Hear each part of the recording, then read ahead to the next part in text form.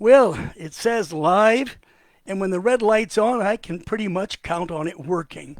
But let's wait for a second. There's the green light. Hi, everybody. Max here. It is Friday. Hallelujah, the 11th day of April. That means I got a weekend off coming after this. Today I want to rant about something that I'm just going to say rant, rant, rant. There you go. The ranting part's done. Because Americans, like anybody, can be so damn stupid, can be so ungrateful, can be so heads up their armpits. You live in the land of plenty, the United States of America. Even your very poorest people, that includes illegal aliens, enjoy a standard of living that's better than 2/3 of the population of the world's population. Think about it. We're in the upper third, a standard of living, if we're in the lowest of America's.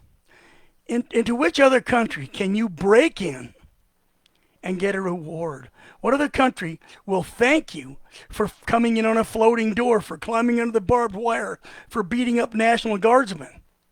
Who but illegal aliens enjoy free housing in 4-star hotels and a debit card that the state refills every month with $700 to $900 to be spent at will?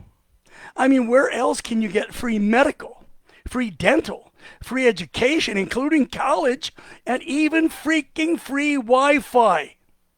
Yeah, we're talking about America. Nobody else has done that quite yet. Thank God. It means there is some sanity in the rest of the world. Most of you Americans, despite the current inflation, are still living okay.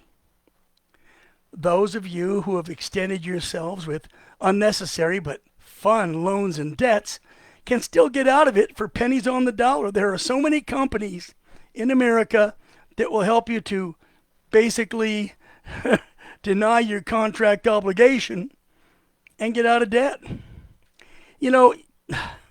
Americans enjoy police protection, outstanding emergency services, awesome, if not horribly expensive, medical. And if you can't afford it, there's always Medicaid. Your retired are cared for in a somewhat shabby and unfair fashion. America is not overly fair to their older people, but it's still the best care in the world. In such a nation, you've had it way too good for way too long. You understand that? Your shores have not been invaded by hostile and armed military forces. You have not been bombed by the enemy from over the border. You've enjoyed living in what was once that shining city on the hill. You just don't appreciate it. You shitheads listen to everything the media says, and you bitch in unison, echoing and mimicking their diatribe. It makes me sick. I don't even want to talk to you about this crap. Some of you are whining because you've lost that too cushy government job where you weren't really pulling your own weight in the first damn place. Well, get a freaking life. The average one of you idiot Americans hears a soundbite, catches a little soundbite, reads a headline, and figures, hey, you're expert on the topic. Don't disagree with me. I formulated my opinion on a total of 60 seconds of research. Yeah, I know it all. If you're a Democrat, then your party has already become your religion. You're not going to Mass. You're not going to Sunday services. You're not going to temple. No. You're a Democrat. That's all the religion you need.